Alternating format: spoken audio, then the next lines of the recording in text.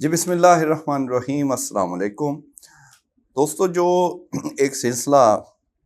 عمران خان کے حوالے سے ہم نے شروع کیا اور کچھ سلسلہ وار اس کی چیزیں بتائیں، کچھ اسی طرح کا معاملہ جو ہے وہ مسلم لیگ نون کے ساتھ بھی ہے۔ یعنی نون لیگ کی بھی جو چیزیں نظر آ رہی ہیں حقیقت میں وہ ایسے نہیں، اور جو ان کے اندر کی حقیقت ہے وہ اس سے الٹ ہے جو ظاہر کر رہے ہیں اس وقت۔ یعنی نون لیگ کے اندر کافی جو ہے اس وقت گڑبڑ چل رہی ہے، اور اس کو بیانیے کا نام دیں یا اس کو ان کی سوچ یا وہ جو کرنا چاہتے ہیں یا جس طرح کے کچھ ایڈونچرزم تک ان کے ذہنوں میں ہیں، وہ ہمیں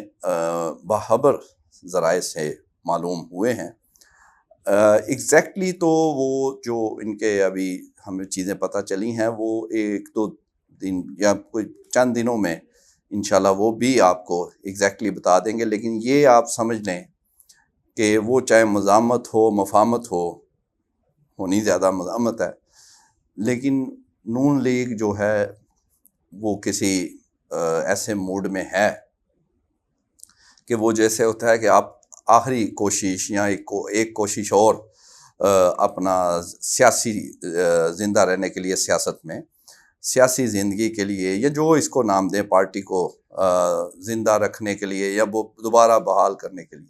ابھی تک تو وہ بات ان کی بن نہیں رہی جو انہوں نے مفاہمت کے ساتھ ساتھ چلتے مزاحمت کی وہ شروع کی یا کرنا چاہتے تھے، اس میں بات نہیں بنی۔ تو اب کچھ اور چیزیں سوچی جا رہی ہیں، جس کا پہلا آپ کہہ لیں کہ فیز وہ نواز شریف کا صدارت سنبھالنا ہوگا،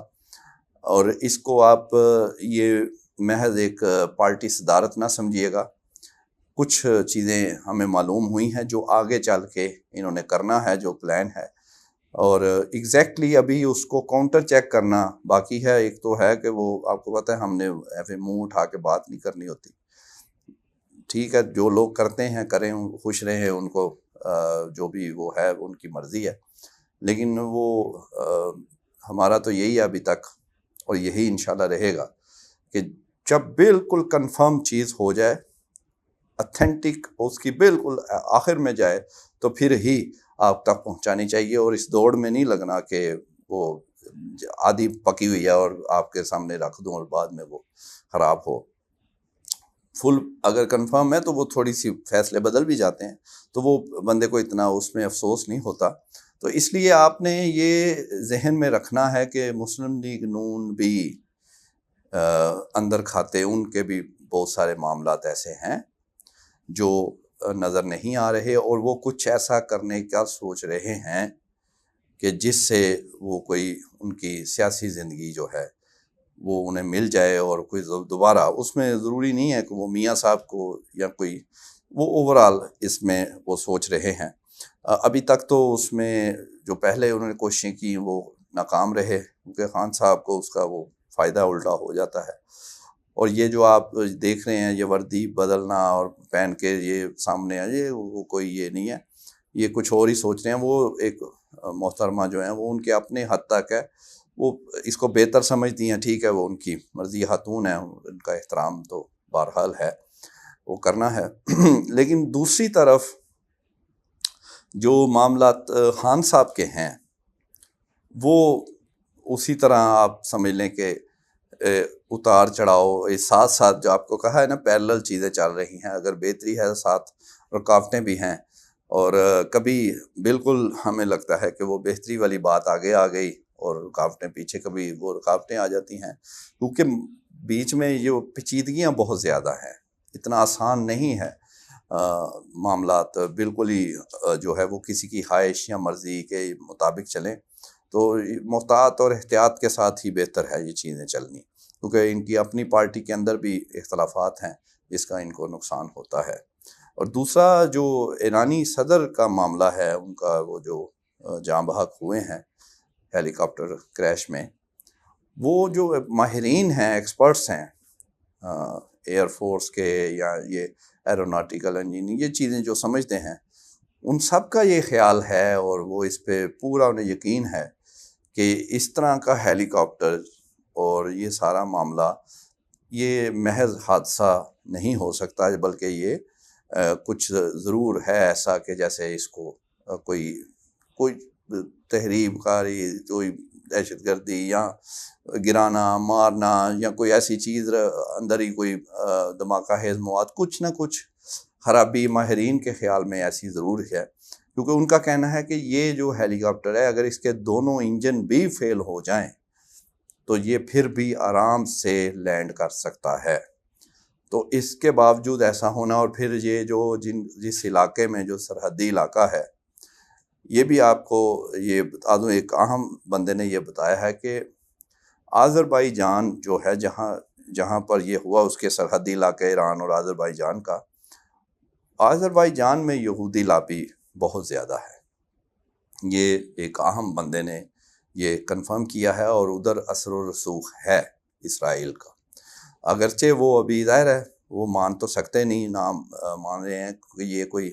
عام کوئی ایسا بندہ تو نہیں، یہ تو ایک اتنا اہم اور بڑا ملک اور اس کے سربراہ کا وہ ہونا جہاں بھاگ، تو آفیشلی تو وہ یہی کہہ رہے ہیں، لیکن یہ کچھ خدشات کا اظہار کچھ سورسز نے، کچھ اہم بندوں نے یہ کیا ہے کہ جو جگہ جو ہے وہ بھی ایک تو یہ اس طرح ہونا، اور دوسرا یہ جو جگہ ہے وہ کیونکہ آذربائیجان کے ساتھ، اور وہاں پر ایک لابی ہے جو کہ جس کا اسرائیل سے تعلق ہے۔ تو یہ ایک کچھ ہی دیر پہلے ہم ایک باخبر اہم شخصیت نے جو کہ ریلیونٹ بندہ ہے، انہوں نے یہ بتائی ہے، اور پھر ہم نے اس کو چیک کیا اور یہ کسی حد تک بات صحیح ہے، لیکن جو ٹیکنیکل بات، اصل جو چیز ہے وہ سب سے اہم ہے کہ جو ٹیکنیکلی ہیلی کاپٹر کا بتایا جا رہا ہے کہ یہ ایسے اس کا ممکن ہی نہیں تھا، تو ضرور کچھ نہ کچھ دال میں کالا ہے اور خرابی اس میں ہوئی ہے۔ جس طرح کہ آپ کو پتہ ہے کہ اس طرح ہیڈ آف سٹیٹس جو ہیں اکثر ان کے معاملات میں یہ چیزیں چلتی ہیں اور آتی رہتی ہیں۔ پاکستان میں بھی جو سابق صدر ضیاء الحق کا، وہ آج تک وہ ان پہ شک کیا جاتا ہے، ایون ان کے بیٹے اعجاز الحق تو اوپن کہتے ہیں کہ وہ ان کا وہ سازش تھی۔ تو لیکن بہرحال یہ جو ہے یہ معاملہ ابھی تک جو سامنے چیزیں آئی ہیں وہ محض حادثہ نہیں لگتا لوگوں کے اور ماہرین کے خیال میں۔ اور آخر میں یہ آپ کو ایک اور بات بتانی ہے کہ کچھ جو ابھی کچھ عرصہ پہلے کچھ انٹرویوز ہوئے، جیسے خان صاحب کے بعض حق میں بھی کچھ اور چیزیں بھی، تو دوسری طرف بھی کچھ ایسے چیزیں اور اب سامنے آئیں گی کاؤنٹر کرنے کے لیے کہ جس سے ان کا بھی کوئی اثر کم ہو۔ اور ایک اور آخر میں بات آپ کو یہ بتانی ہے کہ گندم سکینڈل جو ہے اس میں ایک اہم پیش رفت یہ ہوئی ہے، کیونکہ آپ کو پتہ انکوائری چل رہا ہے، پتہ ہی نہیں، ایک پہلے انکوائری رپورٹ وہ ہم نے بریک کی، وہ رپورٹ ہم نے وہ لیک کر تو ہوئی تو دے دی، لیکن وہ رپورٹ باقاعدہ جاری نہیں ہوئی، وہ ابتدائی رپورٹ تھی۔ اس کے بعد پھر ایک کمیٹی بنائی اور وہ رپورٹ ہی نہیں، وہ کمیٹی کا کام ہی مکمل نہیں ہو رہا، وہ بڑھی جا رہا ہے، کیونکہ یہ ان کے خیال میں اتنا آسان۔ تو اب ایک سینئر وکیل ہیں بڑے نامور، اظہر صدیق، وہ انہوں نے ایک کمال کیا کہ وہ اس کو معاملے کو نیب میں لے کر چلے گئے ہیں۔ باقی تو ابھی دعوے تھے، باتیں لوگ کر رہے تھے سیاسی طور پہ، لیکن یہ انہوں نے عملی طور پہ نیب میں باقاعدہ تحریری کمپلینٹ جو ہے گندم امپورٹ سکینڈل کی کر دی، اور اس میں کچھ خبروں کے، اور خاص طور پر ڈاکٹر کوثر عبداللہ جو اس وقت نگراں وزیر فوڈ سیکورٹی تھے، ان کا انٹرویو کے حوالے اور بھی کچھ چیزوں کے حوالے انہوں نے دیے۔ تو اب دیکھتے ہیں کہ اس پہ وہ پھر کیا ہوتا ہے، اگر نہیں تو وہ شاید اس کے بعد عدالت بھی جا سکتے ہیں۔ تو یہ بھی ایک اہم پیش رفت ہے اس میں۔ وہ ان کا کہنا ہے، جیسے ندیم افضل چاند نے بھی کہا کہ ہم دبنے نہیں دیں گے، اس کو دبانے کی کوشش ہو رہی ہے، اظہر صدیق صاحب کا بھی یہ کہنا ہے۔ تو یہ بھی ایک اہم چیز تھی جو آپ کے گوش گزار کرنی تھی۔ تو آج تو یہ ہے، لمبی ویڈیو زیادہ پھر ٹھیک نہیں ہوتی، انشاءاللہ اگلی ویڈیو میں ہو سکتا ہے کل پھر ایک نئی خبر کے ساتھ حاضر ہوں گے۔ Thank you very much.